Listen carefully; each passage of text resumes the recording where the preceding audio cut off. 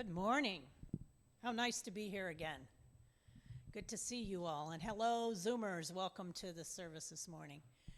So this month has been about having faith in a sustainable future. And I think when I certainly started looking at it, I was challenged to see what there was to speak about, or in other words, what Spirit wanted me to talk about. And it actually didn't hit me fully until yesterday. But when we think about sustainability today, in today's world, it's all about living and acting in a way that is in partnership with Mother Earth so she remains viable. Because so far we've been doing not that. Or at least for a great many years we've been taking advantage of Mother Earth except for indigenous people, we have been taking advantage of her instead of living in partnership with her. But then I looked up the definition, and the definition of sustain is to be able to support something that's able to be supported and upheld. Okay, so then what else is there to sustain? And it occurred to me that the one thing we kind of if we put it on the list, it's the last thing on the list, and that is our inner life. So we spend a lot of time sustaining our maybe friendships and sustaining our planet. Now, like if we're doing that personally, we're composting, or at least putting here stuff in the green bin. We're recycling. We may be buying a hybrid car or an electric car. Here, certainly in California, we're watching what we do with water, so we're managing that. So each of us are very personally taking care of Mother Earth. And then there's global activities happening. All kinds of interesting things are happening, cleaning up the oceans, and there are places where they've built a road that automatically charges electric cars as you drive on it. Pretty amazing.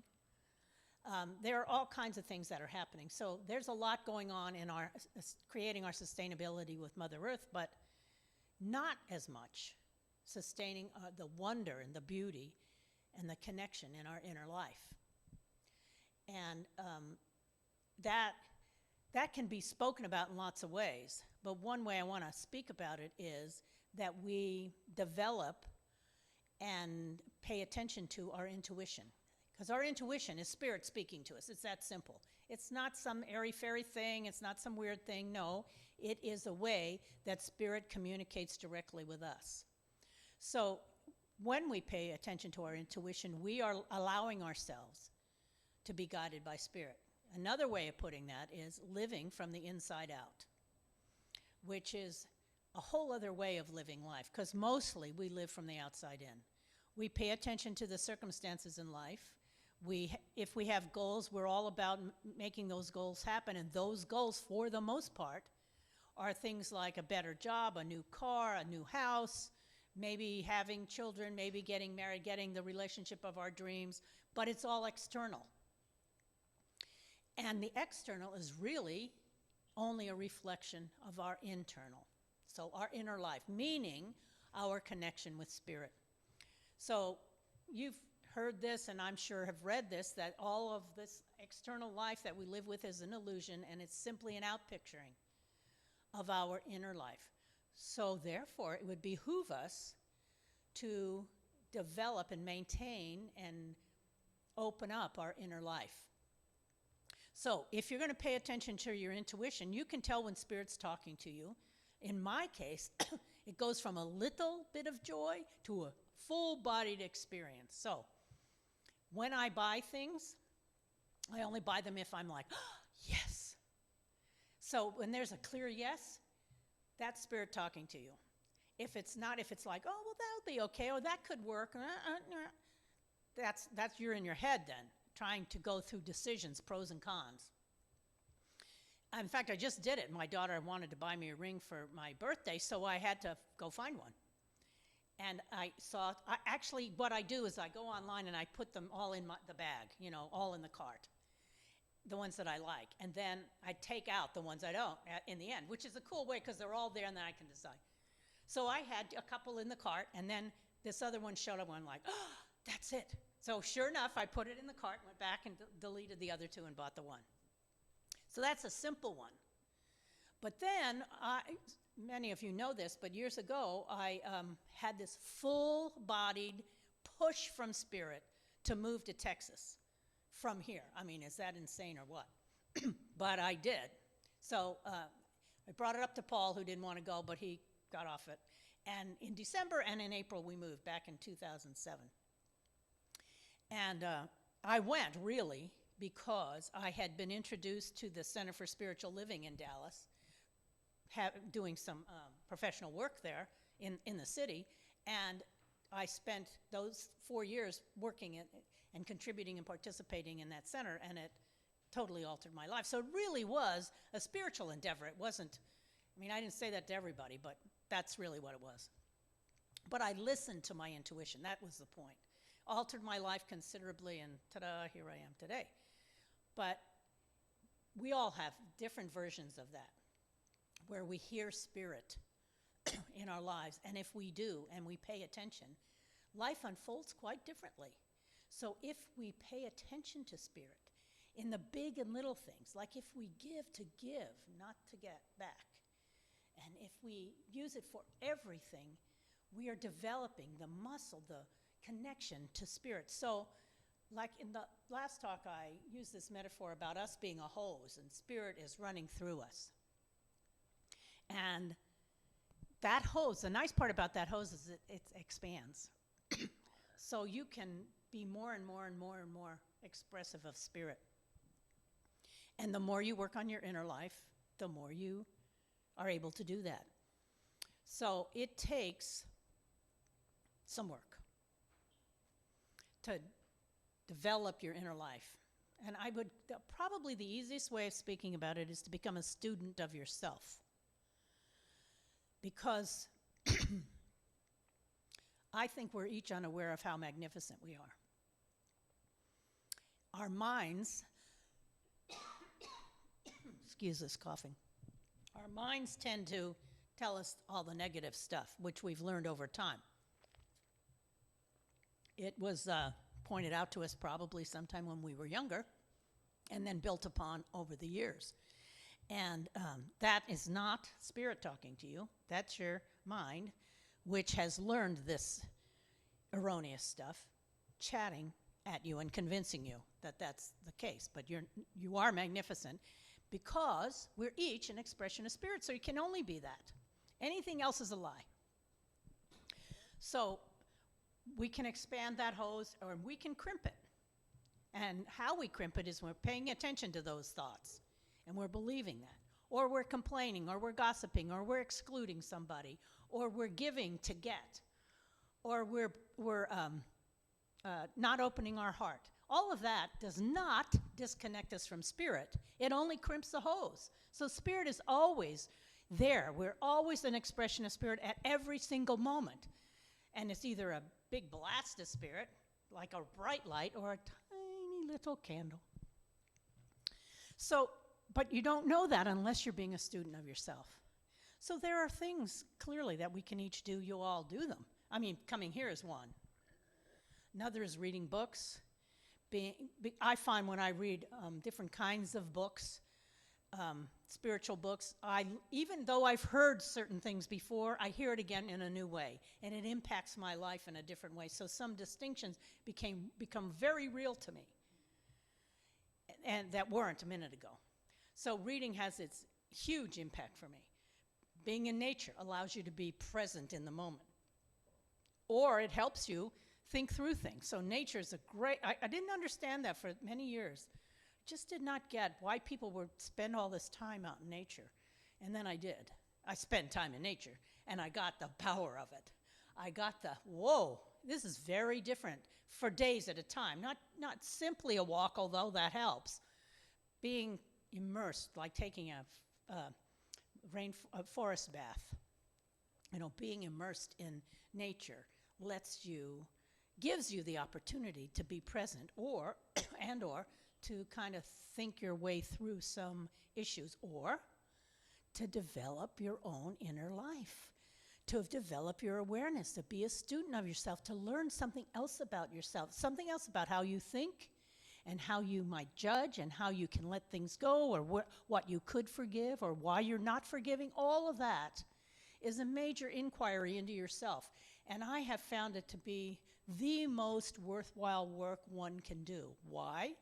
Because as you unfold that, you become more present to spirit. So love is full in your body. The energy of spirit is present in you at all times. Joy, love, compassion, beauty, creativity, inspiration, all of that is spirit, and all of that becomes alive in you. That's why you would bother, because then it doesn't matter what's happening out here on planet Earth. It doesn't matter about the car. It doesn't matter about the job. It doesn't matter about it doesn't even matter if your body's healthy. If you're infused with spirit, the joy of life is present for you. Interestingly, when that happens, things like the job, the relationship, the health starts to improve, starts to come to you. You can't go out there trying to get better and improve yourself to make that happen. It just doesn't work that way. You can only have the energy, the grace, the wonder of spirit living from it. And as you do, unbelievable things happen. I mean, this year for me I've been working on this a long time, as you have. But this year in particular, I'm in 2 year-long classes that kind of go well with each other. And miracles have been unbelievable. I mean, out of the blue, you would never expect it. Miracles have been happening. All kinds of things, money miracles and people miracles, and Now, that's not to say that there haven't been challenges. There have been plenty, but my ability, and it's growing now, my husband's and my family's ability to meet those challenges has been improving. We're like working on that. And I encourage that in my family, and they do it to the extent that they do. But, I mean, I have a grandson who's listening to a particular meditation, so he's not into meditating. But I sent it to him. And so now I'm like, so how many times this week will you do it? So today when I go home, I'll check with him, because this week was going to be 2, maybe 3. Okay, fine by me. But he noticed he's not happy. He said he thought it was to have the right girlfriend or to have the right car or blah, blah. He said that. He's 25. He said that. And I said, well, that's not where you find it. So I sent this meditation to him in support of his just being happy. And happy is presence. Happy is God. Happy is spirit. That's when we are the most profoundly connected to spirit, when we're happy. And what if we took all that to all the circumstances in our life? But it takes the work on that. And mostly people don't spend time on that. They spend time on every other thing out here in the world and have this giant to-do list of stuff that they've got to get done. And then here in the U.S., we're like nutcases for hurry, hurry, hurry, work, work, work. They don't even take time to sleep, hardly. So here we are with the, I'm kind of like ringing the bell, to give us the opportunity to engage in that inner life. And there are some other things you can do. Like one friend of mine has 3 practices she does, which I think are really, really useful. Now, again, I'm going to tell you what they are, but you would only do them if it like makes your heart sing. You know, if you're like, yeah, why didn't I think of that, okay? So one is daily physical movement of some kind. Could be a walk. That would be what I do. I don't do this every day, but physical movement. Why? Because it gets the body activated. It's good for the body. That's one of the things we've pretty much found, that being sedentary is not good for the body. It needs activity. And when you do that, it circulates better, everything's better, and clarity tends to come to people. Their creativity is energized when you're physically moving. Another is journaling. Now, I've done some journaling. I don't tend to do it. But statistically, they've proven that anybody who writes down their goals, for instance, and keeps track of them, it's 42% more possible that they'll accomplish them. Now, I've noticed when I've done this, where I've written things down that I wanted to accomplish, both inner and outer, and I read them every day, that's all I did. I read them every day. That's all I did, was read them every day. And I was astounded how much of them got accomplished. And do you think that I check that every day right today? No, but I've done it. So I've proven to myself it works, and then I don't do it. I mean, I'm as human as the next person, right? We are pretty funny that way. And then the third is meditation, which is something that I do every day. So those three things are very useful to empower us to become students of ourselves, to develop that inner life, to sustain that inner life. It's kind of funny. If we sustain our inner life, we shall sustain Mother Earth. We can't help but do that in our own way. It might be that we get globally involved, and it might be that we just do whatever we do at home. But we pay attention. Why? Because it's the natural expression of joy and love. And as the song said, oh, it hasn't said it yet? The answer is blowing in the wind. The answer is blowing in the wind, but it's blowing in the real wind, the wind that we experience on planet Earth, but also in the wind of spirit within. The answers are all there. And when we're living from there, the actions we take, I promise you, the actions we take are different. We don't have to struggle about the actions. They're like natural. Natural to put your hand out and help somebody, or to contribute to somebody, or to stop doing something that you notice because you're a student of yourself. You notice it doesn't work. My dad noticed that. He did his first bit of personal development work, and we were Catholic, and Daddy used to usher, and he noticed it didn't work for him to drink before he was ushering. Nobody told him that. He noticed it when he got in touch with Spirit. He woke up one day and said, it doesn't work for me, and it doesn't work for me to get drunk before I go out with your mom for dinner. Well, like the rest of us knew that, but it meant nothing until he got it. He stopped a variety of those drinking behaviors, and then he kept Jim Beam in a shot glass by the kitchen sink. He'd take a shot and he'd go sit in his lounge chair and then fall asleep. That was the difference. He didn't do it every day, but that's what it ended up. And trust me, we went through a lot of stuff with what he did. It's an undiagnosed alcoholic. But he woke up. He found that for himself. It was like this giant miracle because he didn't go to AA or anything. He found that, and he changed his behavior. So that's what Spirit gives us. Spirit is talking to us at every moment. She is breathing us. She is managing our body. She is having our body working. We're not doing anything about it. We all have bodies that are ticking along and with trillions of cells doing their thing, having our eyesight work, our hearing, our breathing, our heart, all that's happening, and we ain't doing anything about it. It's a gift to us. So that gift operates well when we're deeply connected to Spirit. And when we sustain our inner life and live from the inside out, we each have a different external life. What we see and how we interact with it is dramatically different when Spirit is our guide. And Spirit can only be our guide when we develop our inner life and get connected in a way that enriches us, where we can really hear her speak. She's got a lot to tell us.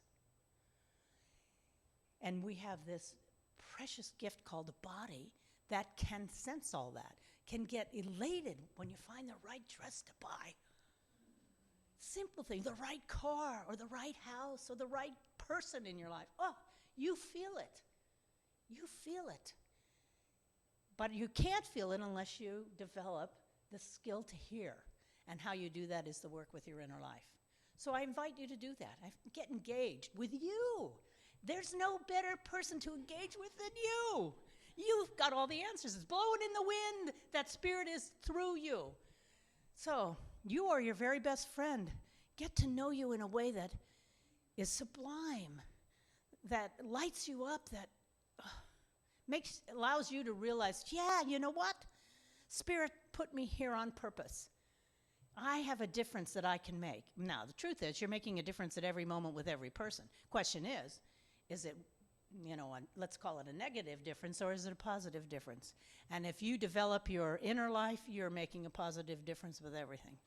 And in the end, doesn't matter what happens out here, in life, you will be satisfied, fulfilled, joyous, complete, rich with love. And however life goes, will just go that way. How nice that would be, huh? So let's do that. Let's join together in a commitment to develop and sustain a rich, powerful, loving inner life with Spirit. Let Spirit be our guide. We can do this. So let us pray. Oh, thank you, thank you, thank you, Divine Spirit. Mother, Father, God, Divine Intelligence, we are so blessed to embrace you and acknowledge you and know that we are an expression of you. We know this. We are blessed to know this. We are so thankful for the awareness, for the honor of being born into this human body and having the opportunity to demonstrate your wisdom, your love, your beauty, your inspiration, your compassion, your joy throughout life. For this we are most grateful, most blessed, and most privileged. Thank you, thank you, thank you. Amen. Blessed be, and so it is.